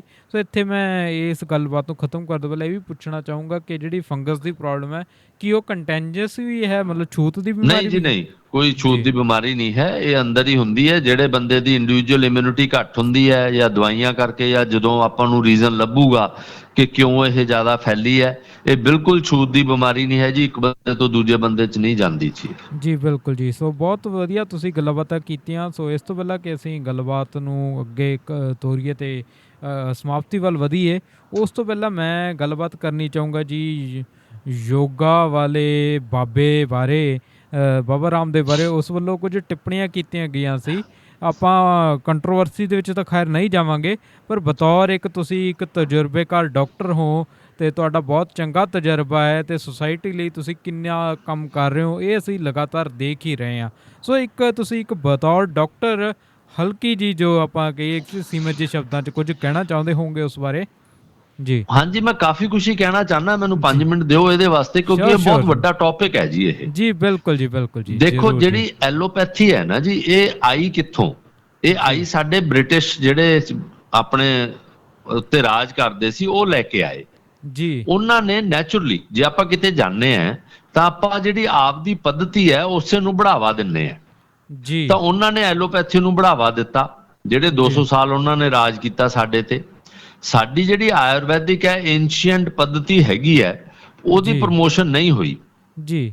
ਜਦੋਂ ਸਾਨੂੰ ਆਜ਼ਾਦੀ ਮਿਲੀ, ਸਾਡੀ ਸਰਕਾਰ ਬਣੀ ਹਿੰਦੁਸਤਾਨੀਆਂ ਦੀ, ਉਹਨਾਂ ਨੇ ਵੀ ਟੋਟਲ ਉਹੀ ਚੀਜ਼ ਫੋਲੋ ਕੀਤੀ, ਐਲੋਪੈਥੀ ਨੂੰ ਜੀ। ਆਯੁਰਵੈਦੀ ਨੂੰ ਵਧਾਵਾ ਨਹੀਂ ਦਿੱਤਾ ਜੀ। ਵਧਾਵੇ ਦਾ ਮਤਲਬ ਕੀ ਹੈ? ਅਸੀਂ ਅੱਜ ਸਾਇੰਸ ਦੇ ਏਰਾ 'ਚ ਰਹਿੰਦੇ ਹਾਂ। ਬਿਲਕੁਲ। ਹਰ ਇੱਕ ਬੰਦੇ ਨੂੰ ਹੱਕ ਹੈ ਇਹ ਦੇਖਣ ਦਾ ਕਿ ਭਾਈ ਆਹ ਦਵਾਈ ਜਿਹੜੀ ਮੈਂ ਖਾ ਰਿਹਾ ਇਹ ਵਾਕਈ ਇਫੈਕਟਿਵ ਹੈ, ਇਹਦੇ 'ਚ ਕੀ ਚੀਜ਼ ਹੈ ਜੀ। ਸੋ ਜੇ ਅਸੀਂ ਆਯੁਰਵੈਦਿਕ ਨੂੰ ਵਧਾਵਾ ਦਿੰਦੇ ਹਾਂ ਤਾਂ ਉਹ ਰਿਸਰਚ ਬੇਸ ਕਰਨਾ ਪੈਣਾ ਸਾਨੂੰ। ਬਿਲਕੁਲ ਜੀ। ਜਿਵੇਂ ਚਾਈਨੀਜ਼ ਨੇ ਕੀਤਾ, ਆਕੂਪੰਚਰ ਸੀਗਾ ਉੱਥੇ, ਉਹਨਾਂ ਦੀ ਟ੍ਰੈਡੀਸ਼ਨਲ ਮੈਡੀਸਨ ਸੀਗੀਆਂ। ਹੁਣ ਵੀ ਜਿਹੜੀ ਮਲੇਰੀਏ ਦੀ ਦਵਾਈ ਹੈ ਉਹ ਚਾਈਨੀਜ਼ ਨੇ ਆਪਦੀ ਟ੍ਰੈਡੀਸ਼ਨਲ ਮੈਡੀਸਨ 'ਚੋਂ ਮਲੇਰੀਆ ਵਾਸਤੇ ਕੱਢੀ ਹੈ ਜੀ।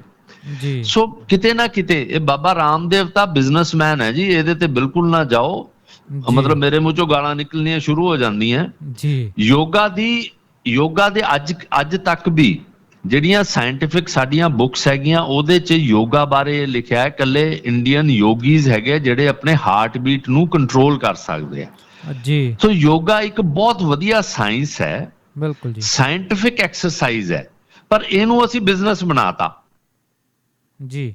ਸੋ ਸਾਡੀਆਂ ਸਰਕਾਰਾਂ ਨੂੰ ਕੀ ਚਾਹੀਦਾ ਕਿ ਇਹ ਰਾਈਵਲਰੀ ਖਤਮ ਕਰਨ, ਜਿਹੋ ਜਿਹਾ ਬਾਬਾ ਨੇ ਬੋਲਿਆ ਇਹਨੂੰ ਪਕੜ ਕੇ ਅੰਦਰ ਕਰਨਾ ਚਾਹੀਦਾ ਹੈ ਤੇ ਰੀਅਲ ਸੈਂਸ 'ਚ ਆਪਣੇ ਕੀ ਹੈ ਜੀ, ਆਪਣੇ ਗੋਬਰ ਮੰਨ ਲਓ ਜੀ, ਆਪਣੇ ਗਊ ਮੂਤਰ ਪੀ ਲਓ ਜੀ।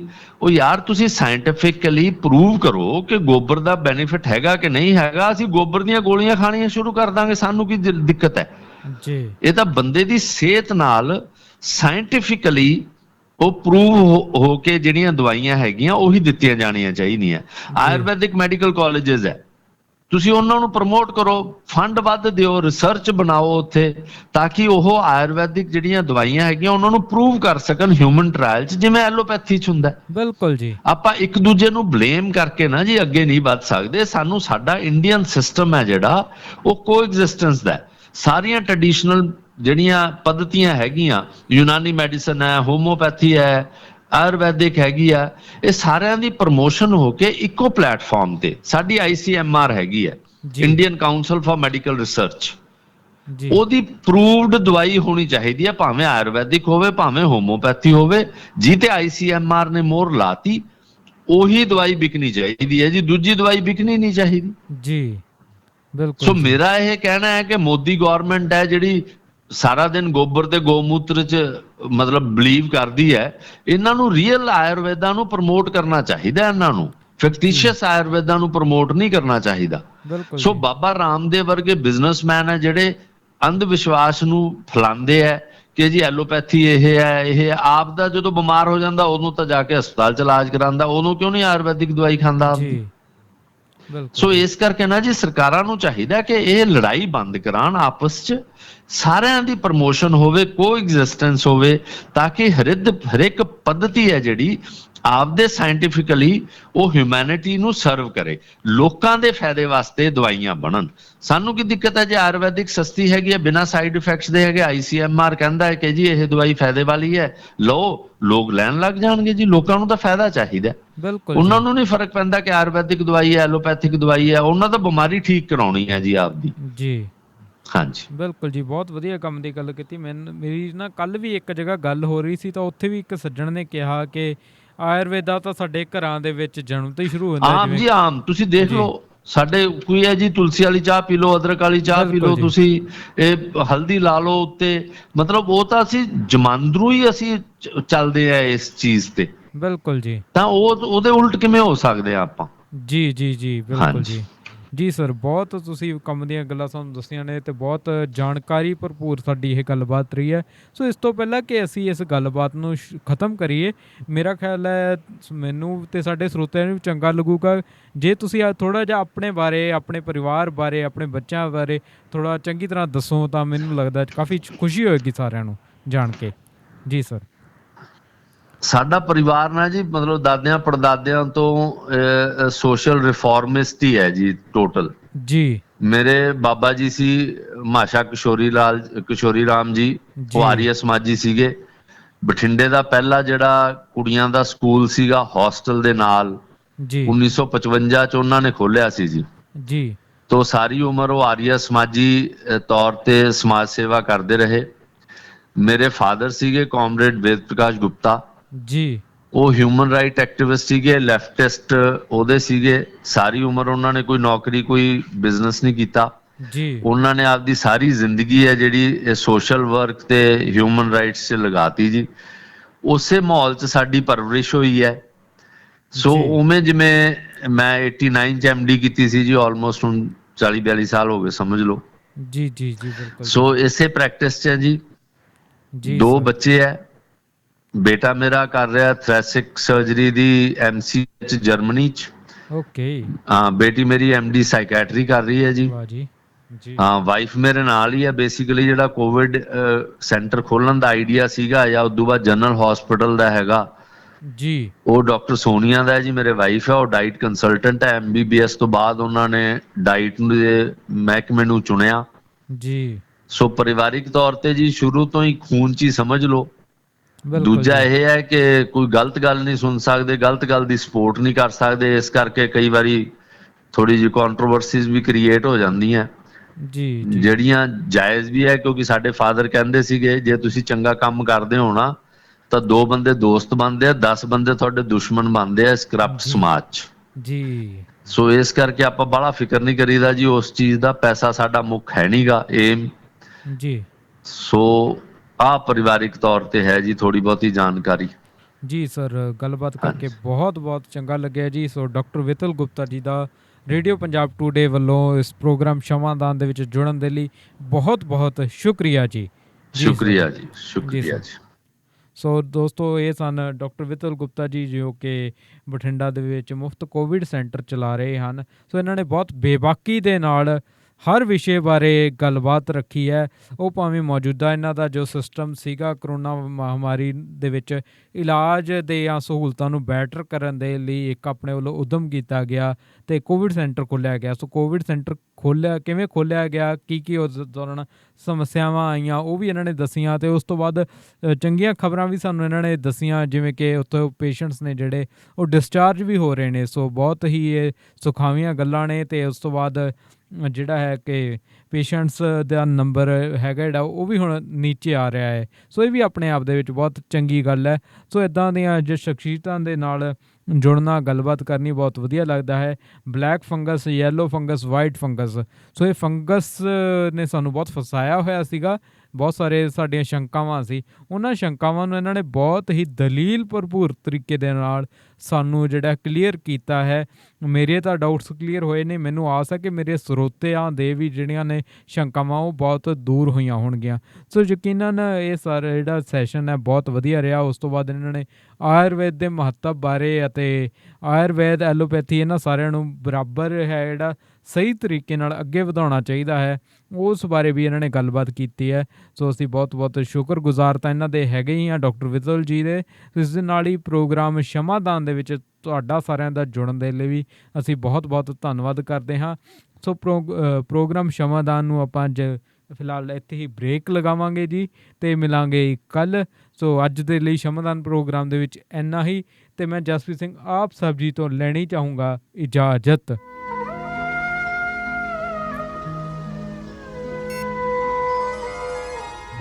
ਸ਼ਮਾਦਾਨ।